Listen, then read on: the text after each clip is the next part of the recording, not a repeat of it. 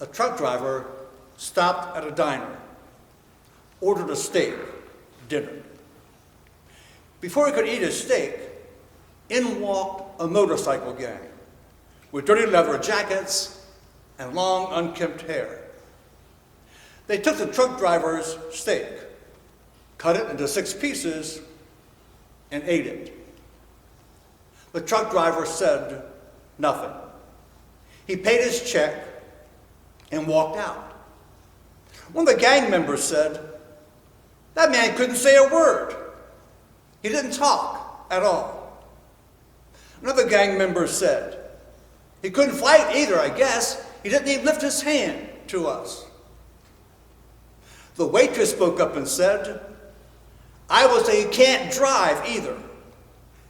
On his way out of the parking lot, he ran his truck over 6 motorcycles. Now I have to confess, in my heart, I at first clap for the truck driver. I smile and think to myself, good for you. You showed those gang members. You gave them exactly what they deserved. I sort of like it when bad people get what they deserve. And then I remember what Jesus said in Matthew 5, verse 39. Jesus said, "I tell you, do not resist an evil person.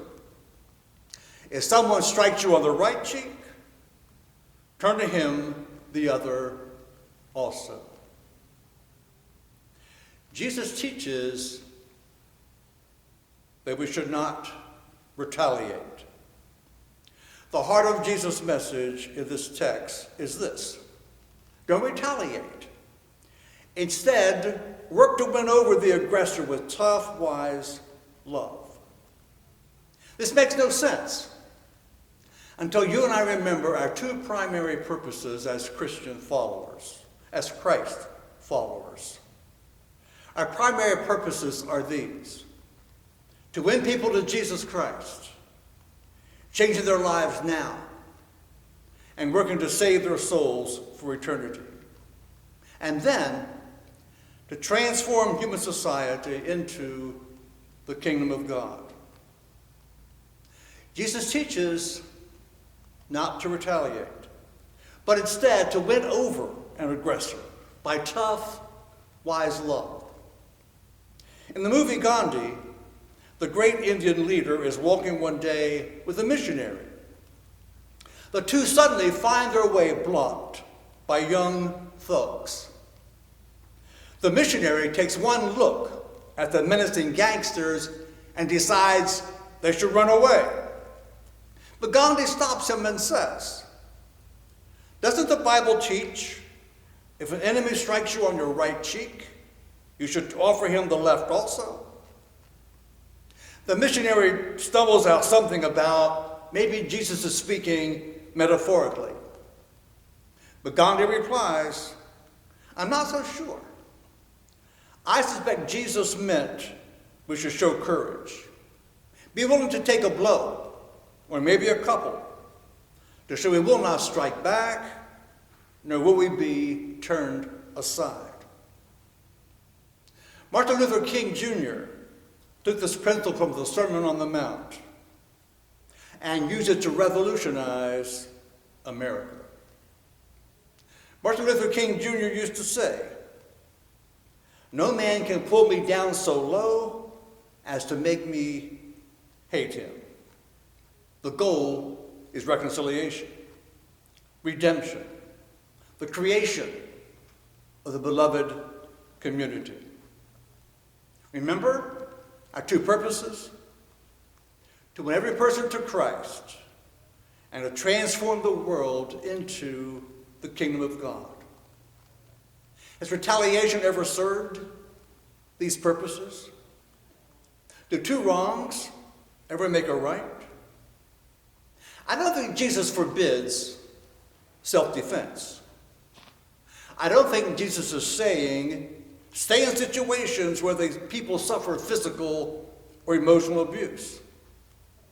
I don't think Jesus means that we should become a doormat. I also recall that Jesus' disciples carried swords for the purpose of self-defense. I believe in a strong national defense. It deters aggression.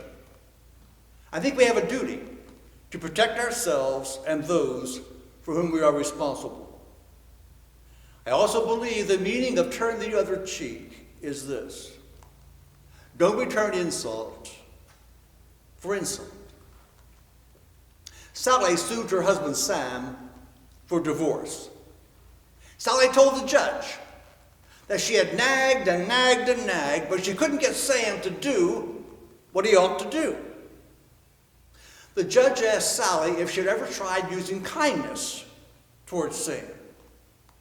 The judge then referred to that biblical passage which talks about showing kindness to our enemy is like heaping burning coals on his head. The judge asked Sally if he had ever done this, heap kindness on her husband like burning coals on his head. Sally answered to the judge, "No, I don't think it will work. I tried scalding water one day on Sam, but that didn't work."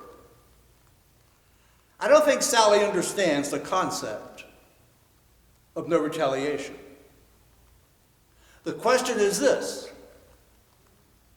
do we?